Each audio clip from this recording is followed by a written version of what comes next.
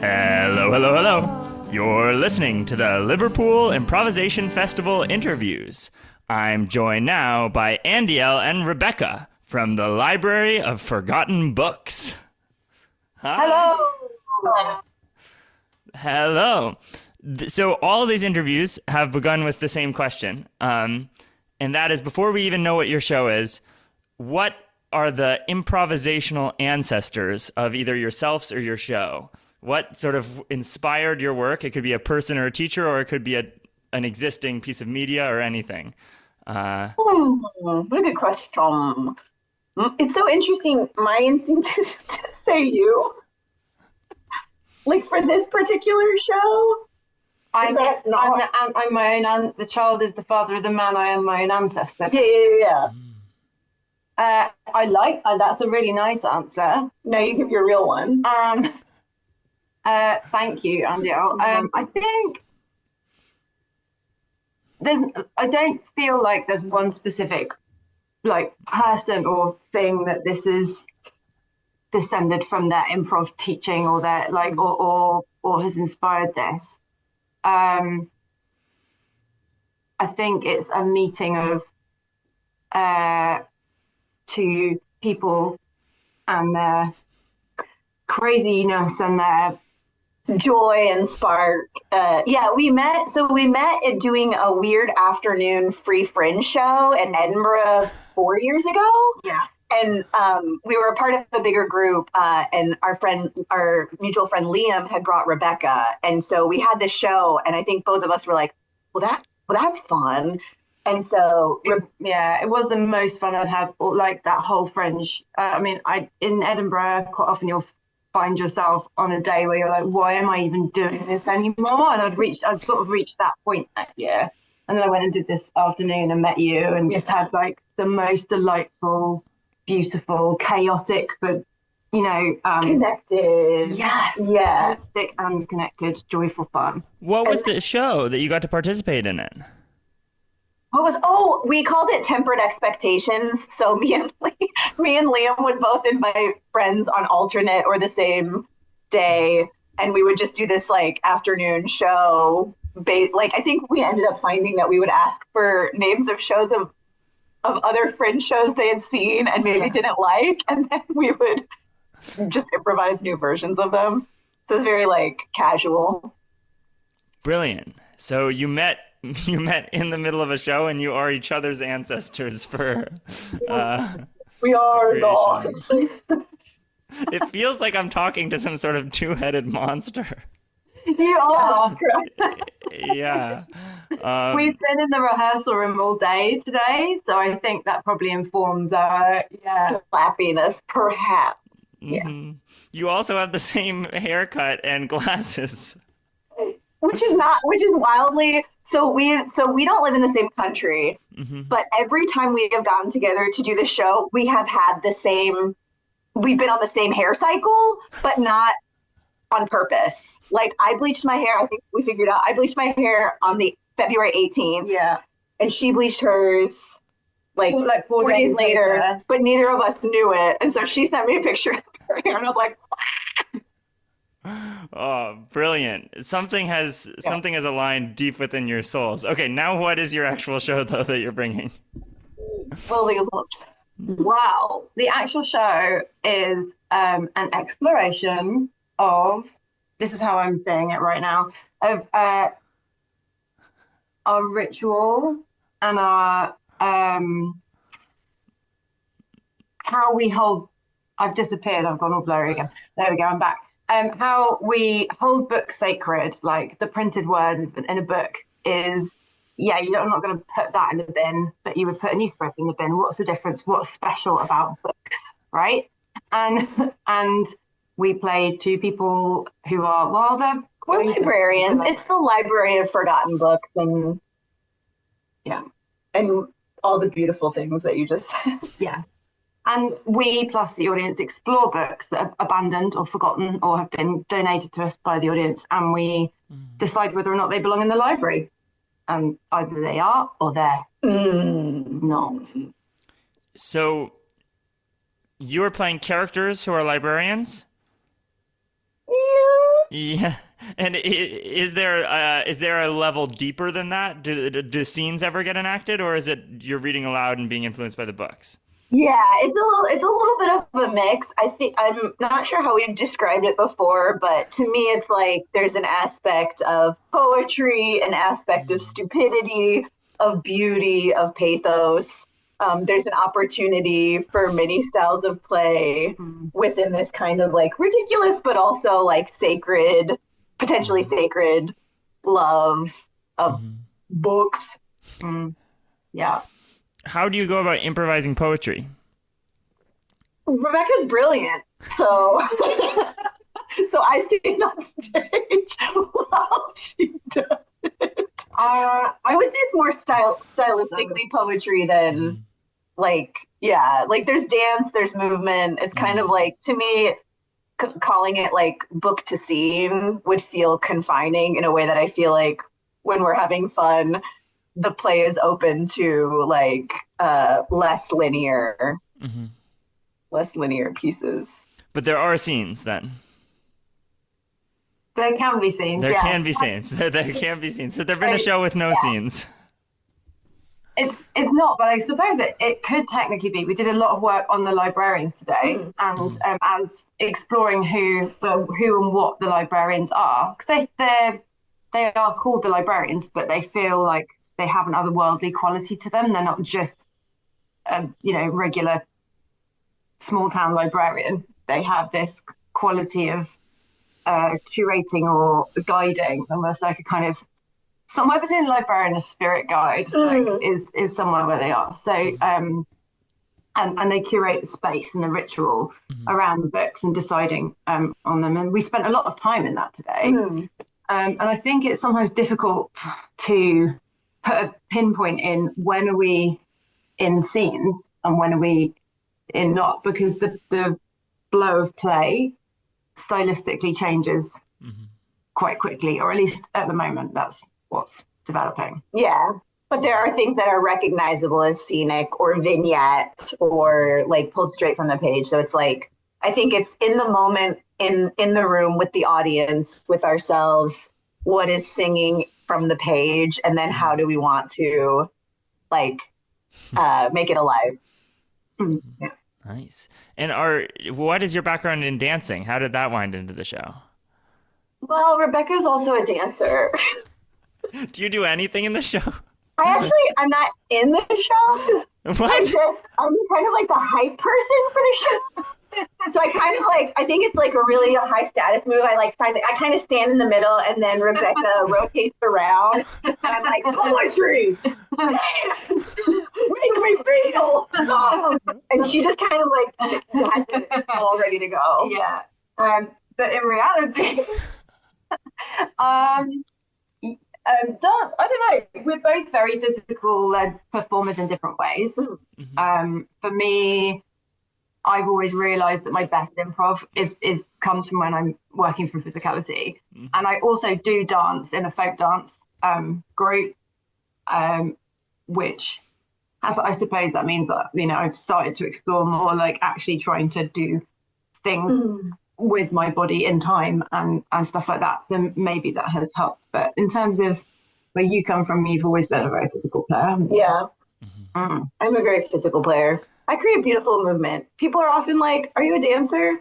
I'm like, that's what you think? Based on the weird stuff that I just did? And I'm really impressed with myself.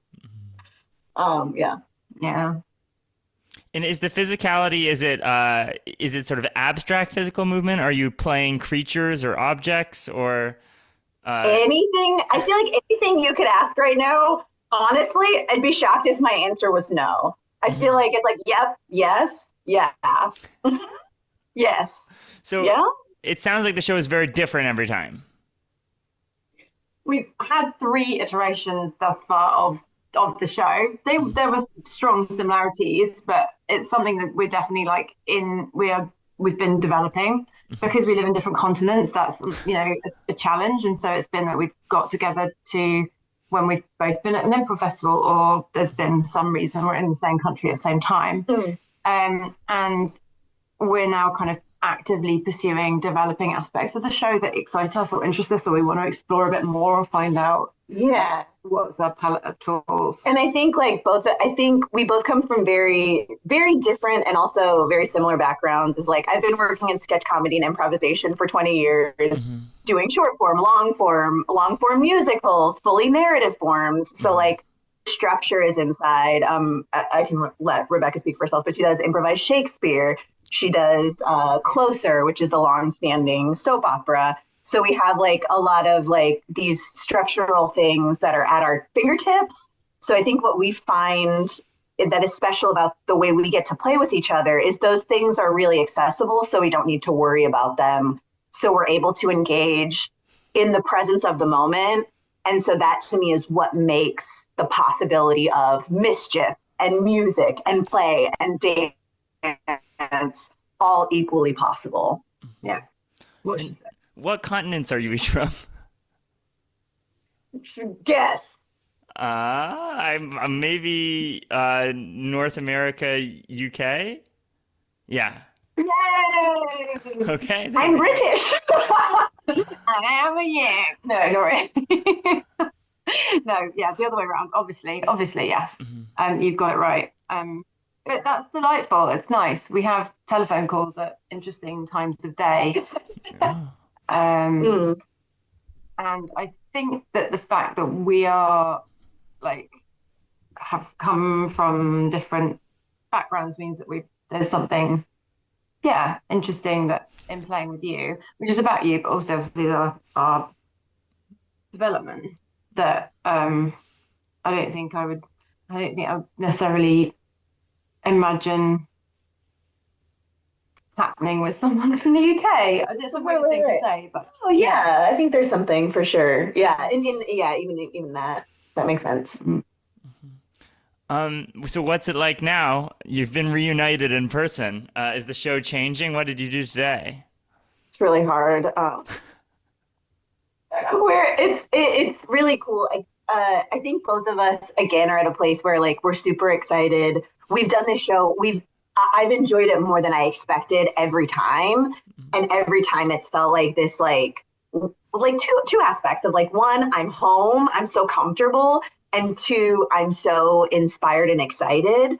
And so I think in this week together, we're both like excited about exploring personal changes and like how to hold like the ways that we hold the show and being able to push the parameters of that so that like we can go farther and still take the audience with us. So play with the abstractions. I think for me, I always want to come from physicality. So being able to explore the physicality more, we did last night with a contact improv instructor.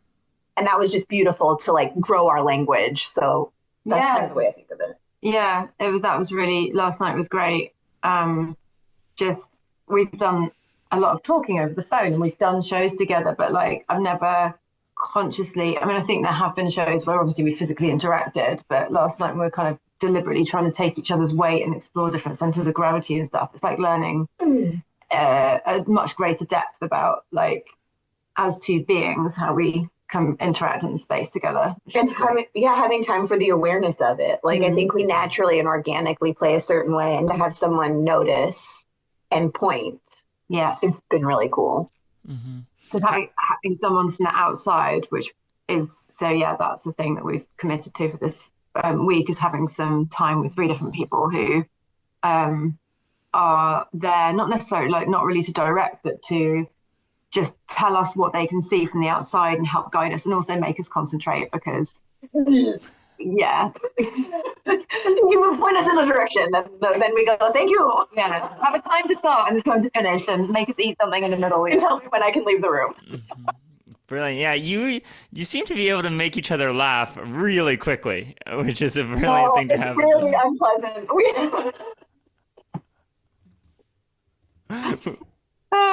As long as it's not just us making each other laugh when it comes to the show. Although that would be great in a way. I think that's one of the best ways to make an audience laugh is to, if you break the other person, then it breaks the ice for everybody. Yeah. I suppose people love to see people losing it to a point on stage. And I think there's also a line between it's like, is who are we doing it? Who are you doing it for? Are you doing it for your? Sometimes it feels like a ninja, like an in joke or an inside. Like when you get things that completely, like loads of corpsing going on. I'm always mindful of myself of like, but then sometimes you just can't help it and you've got to ride it.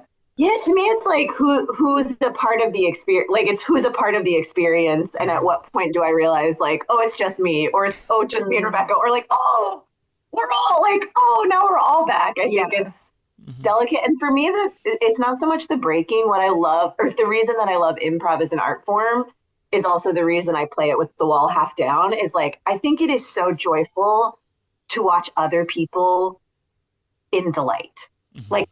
I don't think we get to do that all the time, is like get to like be a part of someone being like, I'm having a really good time and I'd love if you did too. Yeah. And so I think that there's a beauty from my perspective in that. And of course there's always a line.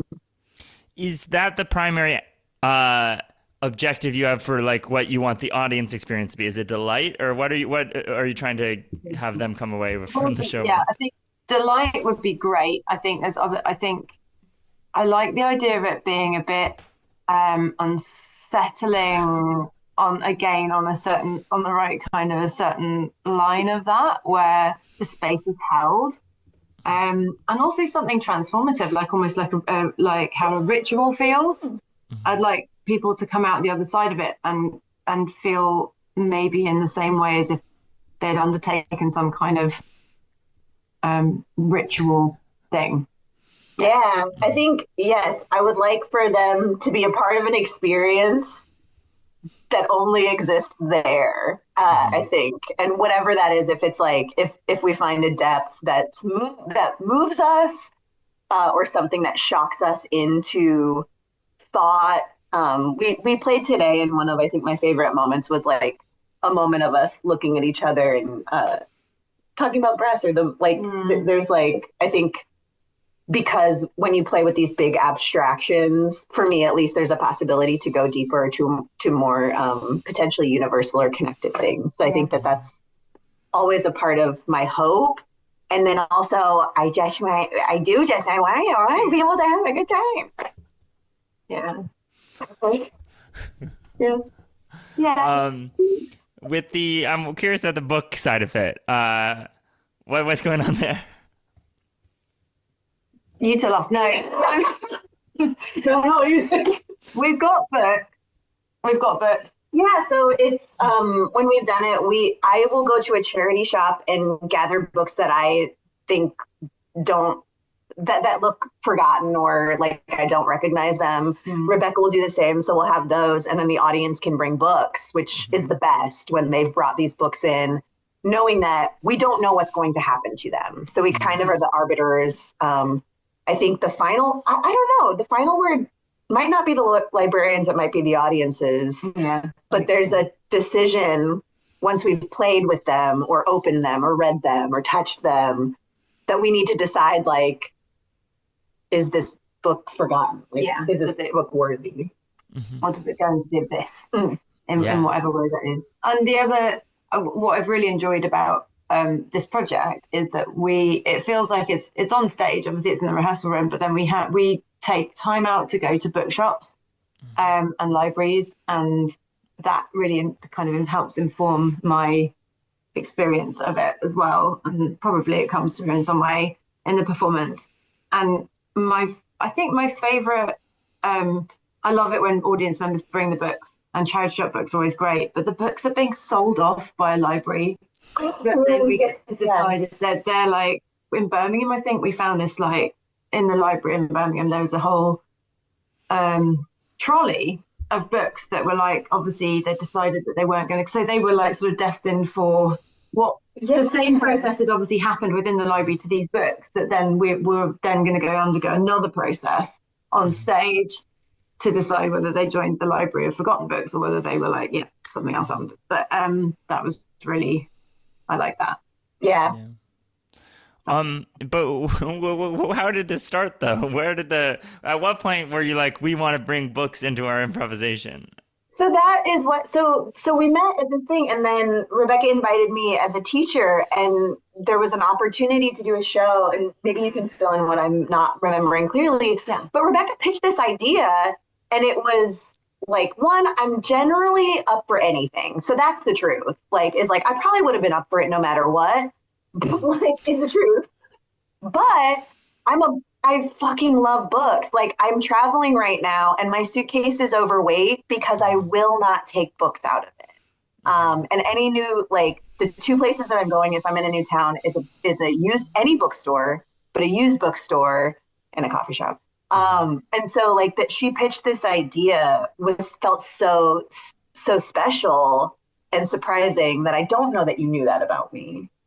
I didn't know you loved books. And so it was just wanted to play with you, and it felt like you would enjoy that type of play. Yeah. And then it also ended up being something that corresponded with your like things that you love. So that's great. Yeah. So it's just sorry, it's my turn. So it's just this like incredible offer. That it just happened to, yeah, it was just a little cool spooky to me. Yeah. I think. I don't know. I'm gonna come back. Oh, I kind of want to do this and pop up the area. Well, can you think of your favorite books that have made their way into a show so far? What was the Lonely Girl Wife? Lonely Girl Wife. I don't know what the book was, but there was a line in it that used the phrase "Lonely Girl Wife." Yeah, and which became a song about the lonely girl wife and what her life was like and how she'd been brought up to become the lonely girl wife. Again, I don't know what the book was, but it was a murder mystery, effectively, where you went into the audience and murdered a willing audience member. It was a conversation. I mean, not verbal, but we murdered him. He was well into being murdered. Well, I was doing some sort of bizarre speech about like the significance of murder and like, you know, stuff on stage, and then we changed the ending of that book. Yeah. After he'd done this amazing death for us, like he joined in with us fully. He was right there, and he came down the stairs, and like you'd stabbed him, and he like not actually stabbed him, obviously object work. And he collapsed onto the ground, and then we decided that because he'd done such a beautiful thing, we would change the ending of the book and then we gave it to him, which is it was lovely. Yeah. Oh, so I like the weird books. I was just is it safe to give you a book? If we give you a book, do we get the book back, or is it gone forever?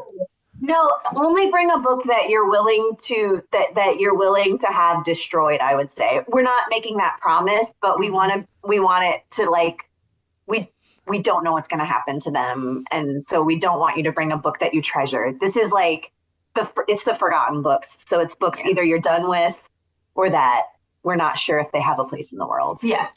Whether you literally forgot them or you think they maybe should be forgotten. Like that stuff. That's what we want to play with. Yes, they're not safe. Don't bring us your beautiful books. We in rehearsal today, like literally had a moment because we were playing here, and I had brought my books out, and there was a moment where I had to verbalize it, like, please don't tear out my book. Because like again, it's a very specific. Yeah. It's interesting, and we were playing with that today. Like, what are there are loads of ways in which we can. It's my moment now. Look, it zoomed on me. There are loads of ways in which we can play with the actual physicality of the book, so that's really fun. But then, what are we gonna? When to use those? When do we rip pages out of it? Andeel ripped a page out of a book in Bristol. Oh, I ripped the page out. You ripped it out, I ate it. He ate it. Yeah. So that could happen, but it's the only time it's this point. Yeah, it's not, that's not like, that's a big deal to us, I think. Yeah. We're not trying to just willy-nilly shock people by destroying. We get that it's a big thing. That's the reason for the show, is that people think books are really valuable. Keep talking. I'm so sorry we're laughing so much. It's the Zoom is playing havoc with our with the fact there's two of us. It's deciding who should speak. It's just like the focus of the Zoom call is the editor of this, and I love that. Yeah. Mm-hmm. Cool. All right.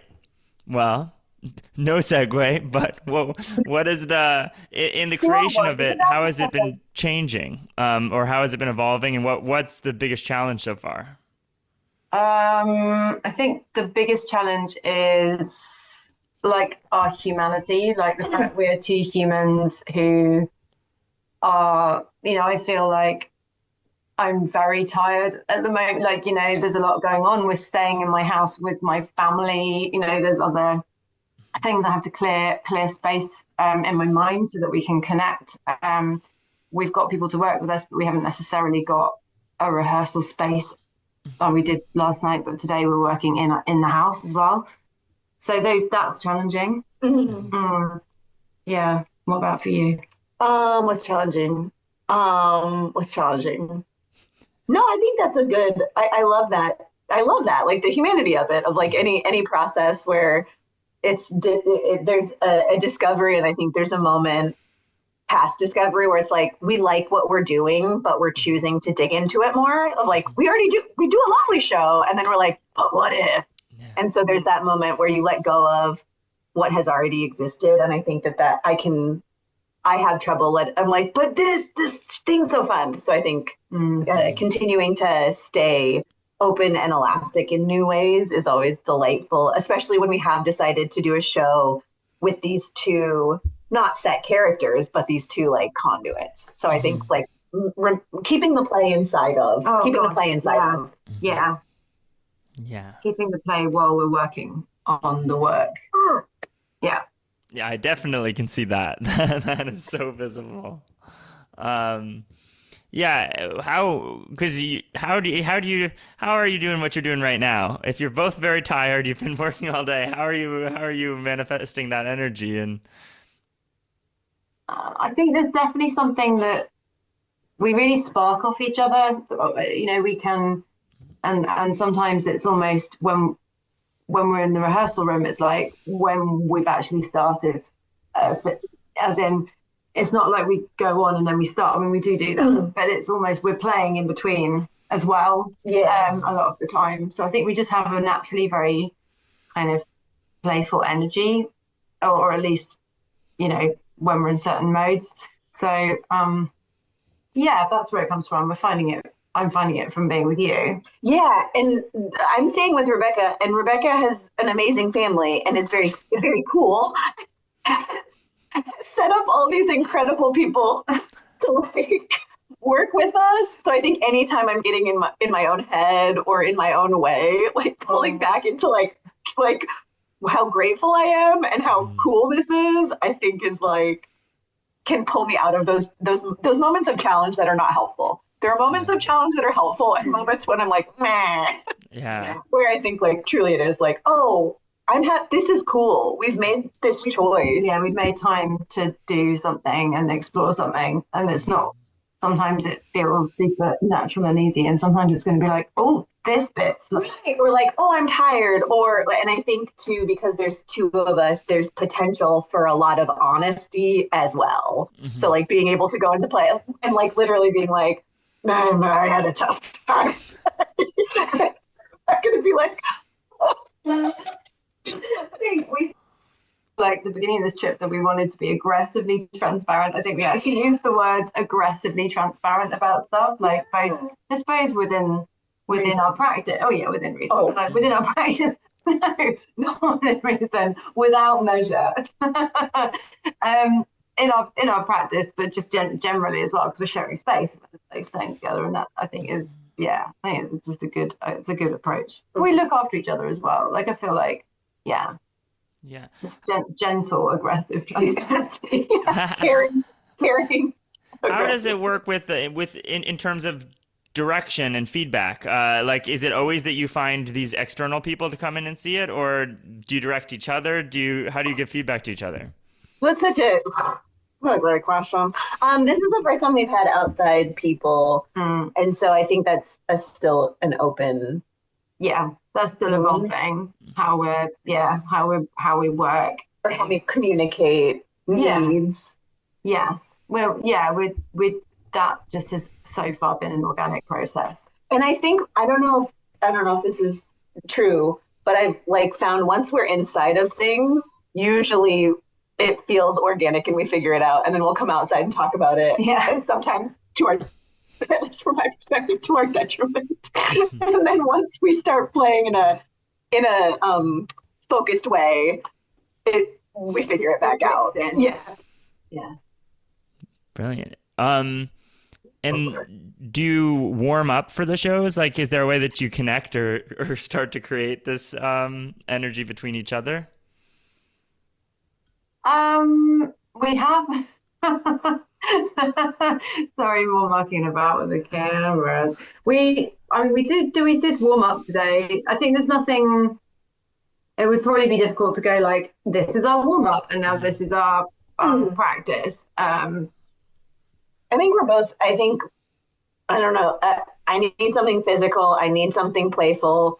I like music a lot. So something in that realm is going to exist, if not with our warm up, with my warm up. Yeah. Yeah. What's the musical design of the show? Because you mentioned singing in it. Is there someone underscoring? Is there music? What's going on? Yeah. We've had, for the previous iterations of the shows when they've happened, so like at the Maidens Improv Retreat and Bristol Improv Theatre and the Birmingham Improv Festival, we had different each time keyboard players to support us, and they were like really an integral part of it. Yeah, a lovely extra element that's supported what we've done and that's enhanced it and allowed us to explore things. And sometimes that has meant song. Yeah. Is that going to be true at LIF as well? Yes. Yes, it is. Do you know they're going to be on the keys? Yeah. Who? Oh. It's Sam. No, not her. No, she's sorry. going to tell you. Sorry. Sam from Play It Again, who are like, our double bill partners. Sam's the keyboardist and is going to be gracing us with his magic fingers. Yeah, magic fingers. Yeah, absolutely. Wonderful. Are there any technical elements of the show? Are you wearing costumes? Is there, besides the books, or do the books become props or other elements? We muck about a lot with the books at various points in different ways. So they're a physicality that they're almost like a character in a way. Yeah. I've never thought about it like that. For sure, yeah. There's the audience who we also play about with. So they are, in effect, they are people, but they can be props. They're not people. They're people. The space. I just think I'd them up and put them on the table. I mean, I could try. No, they are people. But they so we play about with the books. We play about with the space and use it. Maybe use chairs in different ways, and it was intended, stuff like that. And then we do have which is inspired by something that we feel somehow fits the librarian title. Yeah. You mentioned going to a lot of other festivals. Have you been to LIF before, or is this your first time? So excited, first time. Me too. Wonderful. Is there anything you're excited about from going, or are you going in blind? Do you have an answer? No, you go ahead. And then you have an answer? Yeah. I really like Liverpool. I've been there, I think, twice. And so I'm super excited to go back. And there's some improvisers there, I think, that are part of the festival and also just live there. And so I'm like really, really excited just to exist in that space again, honestly. Yeah. So Liverpool is an epic place. And I have connections there from people that I've come across in my improv journey, who have, like Emma, and has founded was one of the original Liverpool improv founders, and just so connections who are there. Like there's people playing in the festival and who I know and who I haven't seen sometimes some of them for a while, and it's going to be really lovely to reconnect. And it just feels like a thoughtfully curated set of events and shows. So that's really exciting. Have you been before? I was there last year. So What do you recommend, or what are you excited about? I'm very excited about the shows. I think they do a really good job programming them, and the festival is really structured around them in a lot of ways. And I'm also very excited. I also do some improvised Shakespeare, and the School of Night is doing a workshop there where you get to play with them in their show. I don't know. Are you doing that, or is that? No, but that sounds really exciting. Yeah, so I'm very excited to get to try that. And they've expanded the workshops this year. But honestly, because I'm interviewing everybody, I'm getting more and more excited to see the shows. Like, people keep on, they're all really different. In a way, I feel like often if you go to a festival, there's kind of more of a, like, oh, here's the style of the specific festival. A tonal overview, kind of. Yeah, and this is, I think they're intentionally trying to create as many different improvisational experiences as possible.